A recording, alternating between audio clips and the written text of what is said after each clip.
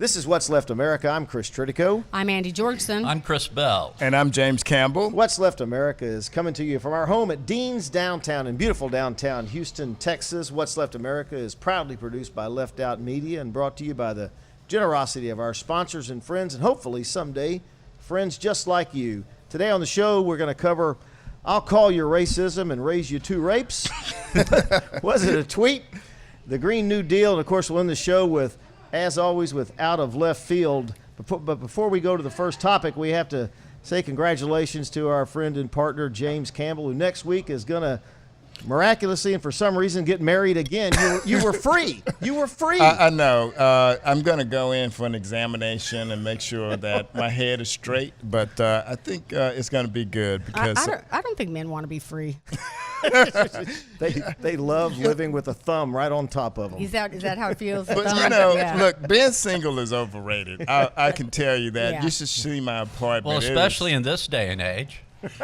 You can't really say or do anything without getting a hell of a lot of trouble. Yeah. It's like stay at a jail card. Yeah, to getting be married. Yeah, but you could also get in trouble as a married man too, like Donald Trump married to Chris Bell Melania. and I know. It's so easy to stay out of trouble. Don't do it. I'll Just say explain no. how, if any. Just Go ahead. let Just me say know. no. Please. Just say no. You're not sure. Well, congratulations, James Campbell. Thank you. Hopefully this 8th time will work out. Well, I'm like Marilyn Monroe and Elizabeth Taylor. The next one would be better than the first one. Well, you are certainly marrying up. We know that. I am definitely marrying up. Yeah. All right. I'll call your racism and raise you 2 rapes. The Virginia Democratic Party is certainly in shambles as the national Democratic leaders are now calling for the Virginia Lieutenant Governor to step down after a second woman has accused him of sexual assault. With the Virginia Governor and Attorney General both facing racism issues of their own, and the Speaker of the House the next in line is the Speaker of the House, who's a Republican. They find themselves in a real bind. All three have said they won't resign. Justin Fairfax is going to face tomorrow. This is Sunday today when we tape. Tomorrow will face articles of impeachment that, unfortunately, they're going to find the Virginia Constitution says you cannot impeach, Andy, for matters that occurred before you took office. Does it say my name? Yes. I didn't know that, but I checked it out. Just like with Kavanaugh, let's investigate the charges that need investigating and find out what's going on. It's the Democrats. We hold ourselves to a higher standard than the Republicans. We need to find out what's going on with these three and take appropriate action when we find out what the deal is. And if they need to resign, they need to resign. Number two, number two. But do we? You just pulled the Rick Perry. Hang on. Do we hold? That's a Rick Perry. Well, look. Do we hold? Okay, do yeah. the Democrats hold everybody to a But higher hold standard? on. Because Yeah, 2 weeks We ago, hold ourselves to a higher standard than the Republicans do. but 2 weeks ago, you were saying the governor and the lieutenant governor needed to resign because of their racism charges. So do we hold them to a higher standard? Well, what does that have to do with me? I'm in the same. I was going to say, just like I said last week, I do not give them a bye because they're Democrats and because the person coming up behind them, if the three of them go, is a Republican. The governor was in blackface, mishandled all he had to do, He did like I everything said wrong. I agree. with Kavanaugh, I think was say this was wrong. I should not have done this. And then maybe we could have moved past it, but he didn't recognize the mistake. He did say it was wrong. And he probably didn't handle it well, but the next day coming out and said, hey, I'm not sure if that was not me, The right. picture is horrible. He has apologized about it. But, I think the Democratic Party in Virginia has worked themselves into what is sort of the equivalent of a political twister game and this huge knot because they basically would be forfeiting a huge amount of power, the leadership of a key, what has become a key state. And especially with the presidential election coming up. And I think what's interesting about this, it's led to a national discussion about race and about racism, and along pretty much the same lines as we talked last week. And people are talking about whether there's a statute of limitations, whether it makes a lot of difference. the fact that he was a grown man in medical school and this wasn't some high school prank, and those types of things are being discussed, and I think it's a discussion we need to have. James, hasn't the Democratic Party kind of worked itself into a conundrum here? The Democrats, if they You don't like my oust, twister comparison? No, I laughed. I smiled. But the Democrats, if they don't oust Fairfax at a time when the party's taken zero tolerance on sexual misconduct in the Me Too movement, aren't they going to anger female voters? I think they run the risk of doing that. I think that Andrea made a really good point about the Democrats. We have a different standard than Republicans, who are guided by President Trump, who has a policy of never apologizing for anything. But as Chris suggested, Virginia is a key state for Democrats. And whether or not, Justin Fairfax stays or Northam goes, I think that is going to be key for anybody trying to win that state. And I think that we have to understand that in this age of Me Too and zero tolerance on racial issues, we have to figure out a way to talk about that, and we have to figure out a way to navigate those waters because, do we resign every time? Do we knee-jerk? Take, for instance, Al Franken. Al Franken actually apologized probably better than anybody in this whole ordeal of Me Too. But he still got drummed out of office. And that's unfortunate that you lose somebody with that kind of intellectual gravitas. And, and so... and the ones who are laughing their ass off at all of this are the Republicans. Because they're not the ones taking part in the national discussion. They don't give a shit, and they're going to continue along their same racist ways, exactly thinking right. all this stuff is funny. And meanwhile, the Democrats keep working themselves into knots. I don't really care what the Republicans think. I really don't, because they aren't going to vote for Democrats anyway, those people who are staunchly Republicans. But we need to figure out as a party, as progressives, Democrats, and independents, how do we discuss these things in a way that we have some rationality around it, right? Let me ask you this, Andy. If they drive Fairfax out of office, who's African American, and they let the governor and the attorney general stay, who are white and are having racism issues, what does that say? Well, look, if we can't decide whether someone stays or goes based on whether they're black or white, whether or not it's going to benefit us politically or not. If it's wrong, it's wrong, and they got to go. So I don't really give a damn about some statute of limitations or whatever. Women are going to keep getting raped, and black people are going to continue to be second-class citizens in this country as long as everything is forgivable, as long as it's to our political advantage. I think, James Campbell, you said last week we black people support the Democratic Party in our droves, and what do we get out of it? We get a whole lot of mumbo jumbo from Chris Bell type opinion that, well, it's a statute of limit. I'm about to tell you, it's a statute of limitations. It's so long ago. It's high school hijinks. That's a bunch of bullshit. I am tired of women, being victimized, violence perpetrated against them, black people being made fun of, being treated as though we're not fully American, and then it's okay to be in this party, the Democratic Party, that's supposed to stand for something that's better than that. Well, so it's mumbo if they jumbo. did it, then they need to go. It's mumbo jumbo that's being shared by a whole hell of a lot of people. I know, and we're trying to change that. It's basically a national discussion that's going on, and we some need to do people more aren't than as discuss. unforgiving as you. Some people think that folks actually have the ability to change, learn a few things after high school, and if they did something stupid back then, maybe they shouldn't have to give up an office that they've worked hard to achieve. That's what people We're are not saying, talking Andy. about If you don't anything want to that listen to happened any of that, don't have. That's fine, we're but I not- don't think you're in the majority there. I think a lot of people really do want to have a discussion and determine what's the right level of punishment. And as far as Fairfax is concerned, he is being charged or accused of a crime 14 years after the fact. That's worthy of a criminal investigation or some sort of investigation and some sort of due process before they just say, okay, we're going to take her word for it and you got to go. And so to that end, and I'm glad you made that point. So to that end, does he get to stay in office during that investigation? I think that's the critical question. Well, yeah. If he didn't do it, Well, wait. How are you going to know whether he did or not until you have an investigation? This show is going I down don't like really our think- banner in the back here. I don't No, I think think that I'm saying this is a great anything much discussion. different. Oh, yeah, That's Hold on, a let's funny take a joke because pause. the banner fell. That's all right. Go ahead, Chris. Let's take a pause. No, that's all right. Go ahead, Chris. We can keep talking. We got a technical difficulty, but we can keep talking. That's such a critical question.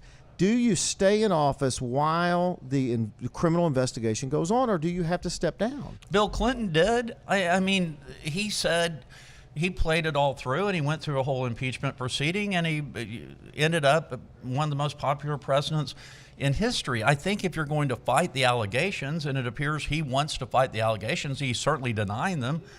Why should he give up his office? Andy, what do you think? Does he I get agree to with stay that. in office? Yeah, I agree with that. The difference is because that I did say that I think that these allegations, all of them, should be investigated. I'm not for a rush to judgment. As a matter of fact, was when Kirsten Gillibrand called for Al Franken to be, and that was a tragedy, really. Yeah. It was really a tragedy for our party. But when she called for him to step down, the ground that she was standing on is that she had been working for years on issues surrounding sexual assault on campuses, sexual assault in the military, and for her to she couldn't be. The honorable position for her was that the man had done the things that he had done. He needed to go, and she couldn't be credible on the point of sexual violence and countenance this guy staying in office. The difference, James, is Bill Clinton was benefited by the Justice Department policy that a sitting president can't be indicted. Mr. Fairfax does not enjoy that policy and can be indicted and tried while he's in office. And does that change the mix that he can be indicted and go to trial while he's in office? I think from a political calculus it does, and I think that I agree with Andrea. I think that they should have the investigation, and if the findings reveal that he in fact did engage in non-consensual sex with his accusers, then he has to go. I think it's as simple as that. But I want to go back to this issue of how do we apologize and how do we move forward. And I sent all of you a really good article that's coming out in the March issue of Esquire called My Bad, and he makes a point about the art of apologies now, and he talks specifically about everybody, actually. And I got to read one little passage. She says, American men of the honky persuasion, that would be you, Chris Bell, and you, Chris Go, have, on the other hand, learned a great deal about the issuing of apologies in recent years. The expression of regret arrives so quickly now that someone could start a midnight Netflix show called Today in Recrimination. Today in Recriminations, ordering the losers off to either the penalty box or full-on re-education camp. And I think And that's their number one viewer will be Andy, because she thinks everybody should come out and just admit what they did 20 years ago and then resign. I don't think she's saying that. Yeah, And I she don't said think- it last no, week. I She said it again today. She doesn't think there should be any No, statute no, of limitations. no, what- and that article talks about whether there should be a statute of limitations. I think what she's saying is that we can't. Well, I'm not speaking for No, you. you go ahead, because but I what think it I might heard, help. but what I heard was the Democrats have to have a different standard than what the Republicans have. But she's not saying that this shouldn't be investigated, and if someone is proven innocent of that charge, they can't stay in office or they can't continue in public service or entertainment. I'm not hearing her saying Well, that's that not they what should. I heard. I heard if someone had done something stupid in high school, to hell with them. They need to go. Sorry. Well, no luckily statute of we're limitations. recording, no so- chance to change. We're recording, so go back and listen to what I said. Well, we did. Thank you, James. That was good. Yeah. That was a good summation. Well, I that's what I've been hearing. I haven't heard So let me send just them say, to the before gulag. it breaks down into a fight, let me ask this: has it gone too far though? Has it gone to the point where we've got reporters going around finding things from high school and college that is gotcha thing where we've got you now, and it's opposition research to embarrass people to drive them out of office? Okay, so yes, I think it has gone too far, and I think it's gone too far because what it's done is it's prevented people from being candid about what they think. For instance, is there a statute of limitation on a woman scorn or a man scorn? Can they say, okay, now, Ms. Joyson, you have reached this position, and now I'm gonna accuse you of something that I think happened or I want to say happened 20 years ago, and we can't really talk about it in a way that in an honest discussion that people won't say, okay, you're a moron or you haven't gotten your knuckles off the ground because you're saying it's a man scorned or a woman scorned, and we can't talk about it honestly. And that's the problem that I have, is that you have to be very careful even when you discuss this, or you'll get trolled on Twitter or somebody will blast you for your views on something. Well, okay. So what's the it? I mean, But is this gone too far where you have opposition parties? Who's going? Okay, opposition. Okay, the way I see it is, this is the world that we live in. People are going to dig up dirt. It's easier than ever to find out what you did in the past. I think it is important to look at what people have done since they made mistakes, if they are far in the past. Is there a pattern of behavior that continues into the present?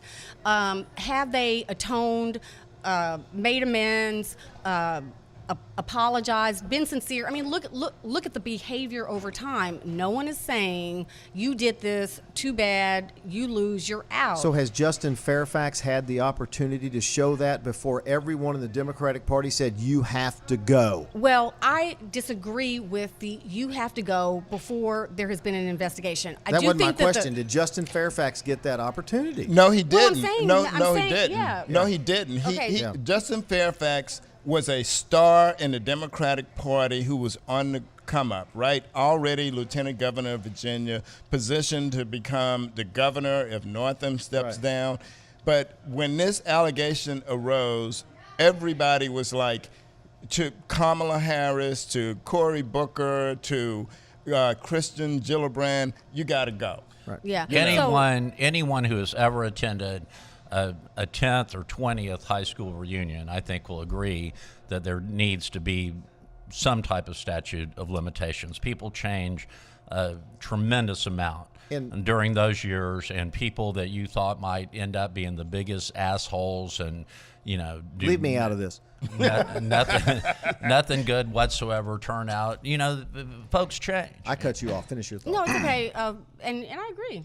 People change. People change, but that does not mean that the things that the people that they victimized 20 years ago should just be forgotten. All right, let's move on. Was it a tweet? Now let's recap. Andy came back last week after much controversy. We had to go to the Rules Committee. And We went to the videotape. Yeah, I had to go to the Rules Committee, and but she came back and won, back in the lead by a half a game over Chris Bell. James Campbell is still last place. The brothers last. Come on, James. I know. I'm So trying. Andy is ahead with 3 wins. Chris has 2.5 wins. James Campbell, I think, does he have a win? I have one. 1 win. All right, here we go. Was it a tweet? Tweet number 1. You have to know. I cannot do this anymore. Can't read? I can't read. It was my remedial reading class in high school. Problematic for a lawyer. You can just read them to yourself. That's right. And then You we'll. might want to have a disclosure form for your clients. You have to know when to call it quits and when to keep moving forward. Wait, is that the whole That's tweet? it. That's the whole tweet. Okay. You have to know when to call it quits and when to keep moving forward.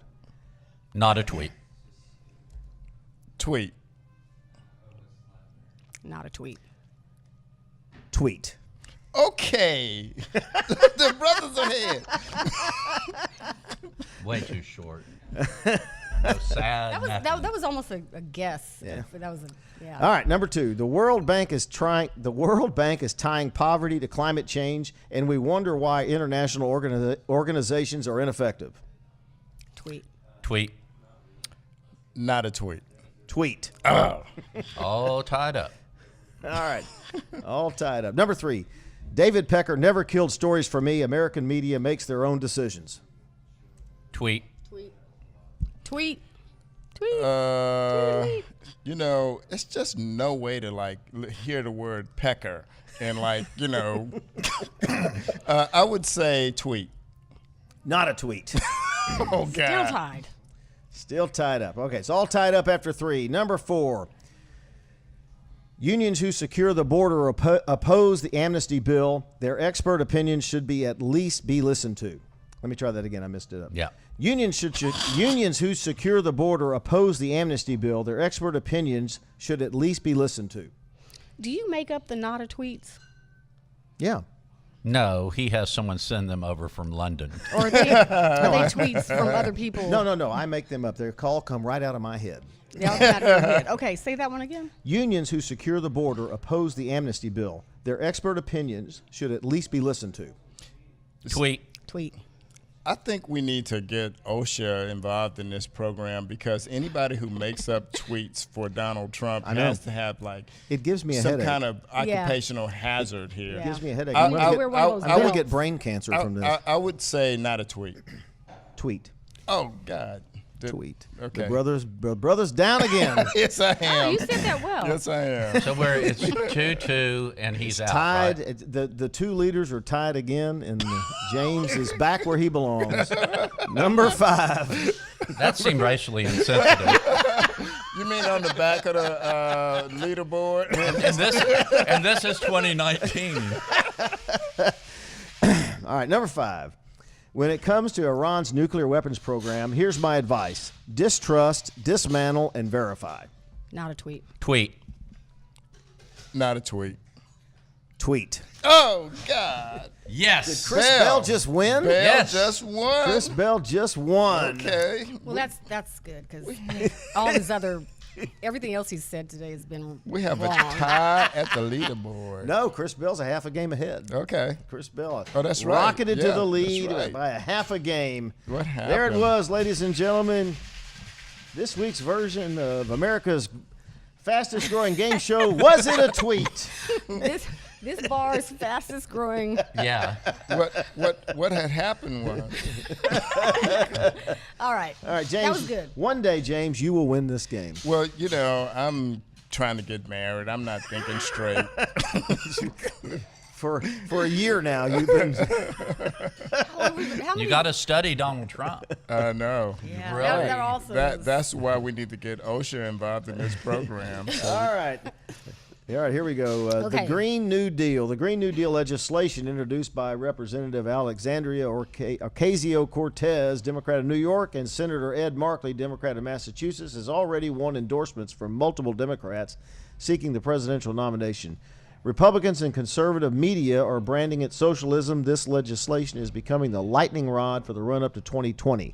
First, somebody just explain, what is the Green New Deal? Well, it goes back to 2008. Thomas Friedman started talking about it, and other various green groups to talk about borrowing from FDR to merge social responsibility with environmental responsibility, taking measures toward climate change while also trying to do something about the income gap in our country. And so it's been discussed for a long time, but obviously now is really coming to the forefront and is probably going to be in the spotlight for the presidential election. And I think that's a very positive thing if the Democrats can find a way to handle it correctly. Is this a good time with Donald Trump doing the things he's doing and the Democrats have all these issues for the run-up to 2020? Is it a good time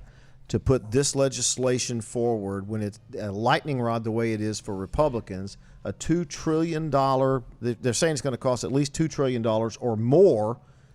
Is it a good time to put this up, a piece of legislation this controversial, that's really going to give the Republicans talking points and take the talking points away from Donald Trump? Is this a good time? Well, let me just say that they're going to be talking about this anyway, because Representative Ocasio-Cortez is a kind of a lightning rod. Everybody knows that. But I think we need to kind of level set to understand what this is. And, you know, the Democrats have to decide whether or not this is something that they seriously want to pursue, if it's going to have far-reaching effects. And I think the level set is, she had a play on words calling it the Green New Deal. Let's talk about what Franklin Roosevelt did in 1933 when he announced the New Deal in the middle of a depression, and he unveiled programs that, you know, involve, you know, the WPA and all the major infrastructure programs. This is about the environment. This is not as far-reaching as what Roosevelt did back in '33, and also he had a second New Deal which introduced prohibition, the getting rid of prohibition, horrible idea. which bailed could have cost him his presidency. But it also introduced Social Security. So we're talking about basically a bill to introduce environmental changes and green energy, they need something. You know, I could go along with this if it was more far-reaching, and that's the problem I have with it. It's kind of narrow in its scope, and I think that they need to be a little bit more far-reaching in their approach if they want to reach the voters. But my question was, as controversial as this is, when it's going to go into the towards the saving the planet issues, if you will, and it's going to be controversial. It's going to be extremely expensive, Andy. And why introduce this when we're trying to take the White House back and the Senate back? Why introduce something that's going to give the Republicans, coalesce them around a central message against the Democrats, when the Democrats had all these talking points against the Republicans? Why do that? Wait, the Democrats had all these talking points. You got Donald Trump. I mean, that's the talking point, and you're going to coalesce the Republicans around this Green New Deal argument. Why do that? Well, okay. Well, first of all, we've been saying over and over and over, the Democrats, even on this podcast, we don't want everything to be about all these investigations.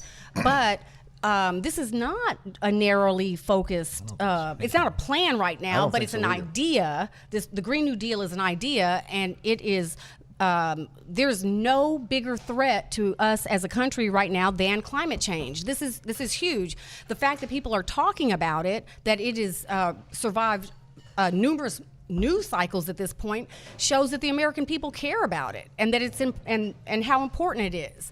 The Green New Deal, as envisioned by the Democrats right now, who support it, it goes to jobs, the economy, healthcare, and climate change. We should be hair on fire, panicked about climate change. Absolutely. And I think that's why we're talking about and right all the now. other things. Better to spend this money on climate change and jobs programs and healthcare than it is to spend it on defense, and better than a tax cut. Okay. How do they pay for it? It basically takes the entire Democratic agenda, encapsulates it into one bill, and gives us a message going forward. We have talked repeatedly on this show about the need for a message. It can't just be about being against Donald Trump. Right. And of course he's going to mischaracterize it, and of course he's going to say it's all about socialism, but I think someone would be really hard pressed to define Thomas Friedman as a socialist. It is not that. Many of the measures that are included in it are already being done by cities and states and can be built upon. And also, obviously, folks in Texas, what they're going to hear and what's going to ring most loudly is the fact that they want to eliminate fossil fuels. Right. But as Andy correctly points out, that these things are ideas and they evolve and they haven't become set in stone yet, and there's going to be a lot of discussion about that. But one thing I thought was very interesting, they talk about government subsidies for solar panels. One thing I learned a couple of years ago, the state of Texas has enough land available and enough sun available where they could provide energy for almost the entire country with solar panels if we dared to go that far. So been to advocating suggest that that for the years. state of Texas is going to be left out in this alternative energy discussion is completely false. I think all the majors are looking at that, seeing how they can be. Rick Perry a part was of all it. behind that until he decided to okay. run for president. Well, hang on, James. How are they going to pay for this? And that's the one question well, I have that- is well, Oh, detail. No. Well, how are we going to pay for these Okay. tax Well, cuts? that's right? Wait a minute. No, Let's- hang on. The Republicans never were going to pay for their tax cuts. That's right. But if They- the Democrats are going to push this, that's going to cost trillions and trillions of dollars. They need to have a plan to pay for it. I'm going to say Okay. something that's going to take 3 seconds. ahead. If we don't pay for this, how are we going to pay for climate change? How Well, are we going to but we pay when that polar ice cap Okay, we're drops talking off about and attacking. we get a Okay, but 2-foot Andy, rise the in the sea Democrats are level. talking about attacking But climate change. So how do they intend to pay but for Chris, it? they've also put things on the table that will raise a lot of revenue in terms of, especially the tax proposal that 70% of income over $10 million. I forgot how much that's going to bring in, but it's a tremendous amount of money, and they are looking for ways. Yeah, and I'm not opposed to this raise at all. revenue. I'm just suggesting that if you're going to come out with something that's going to cost trillions and trillions of dollars, you ought to tell the public we have a way to pay this for is it. the time to put a truly progressive message on the table and quit cowering in the corner. Okay, I mean, okay, obviously, okay. the economic policies that date back to the 1980s aren't working, and us trying to be more like the Republicans, that's not working. This is our time, I believe. Go ahead. Okay, so let me explain my point about this being narrow in focus and your question about how we're going to pay for it, because I think that's the major question. So, point one. Her point is, number one, invest in sustainable business, including cooperatives and nonprofits, by providing grants, loans with emphasis on small, locally based companies that keep wealth created, blah, blah, blah. So, I'm not suggesting that you don't invest in these sustainable energy businesses. I think we're already doing that to a certain extent. We need to figure out how to increase that in a way that doesn't bankrupt the country. Number two, move to 100% clean energy by 2030. We're talking about 11 years. Yeah, that's not gonna That happen. is not realistic, people. Right. So, okay, number three, create a commission for economic democracy to provide public training, education, direct finances.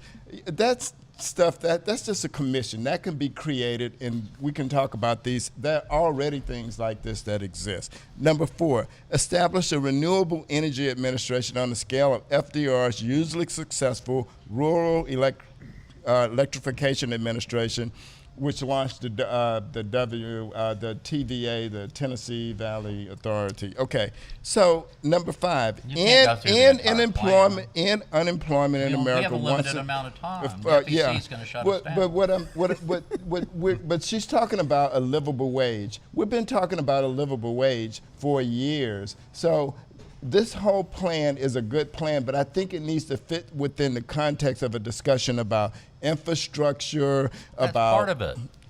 yeah, but Infrastructure's included. but this right here, no, it's Okay, not. but it's- this isn't the this is plan. all- This is the this idea. This is around renewable energies and climate change. I get that, but you also have to introduce jobs to people around infrastructure and those health care. But you're all looking those at you're looking things. at talking points, not the bill. I mean, just because those talking points are no, talking in generalities. That is it. That is it. Everything I have seen says that infrastructure is part of it, yeah, me too. which obviously would create a lot of jobs. I think it's a brilliant stroke. I think it's a brilliant plan. It's bold. It's just exactly what the Democrats need right now. Honestly, it's gonna be a tough road to hoe. But we have been pushing this climate change, the drastic measures that are needed for to deal with climate change. We've been pushing this down the road for decades, And and it's it is a national emergency, and world now emergency. And that's right. It's a global emergency, and we need to address it. And this is the first I don't disagree time with that.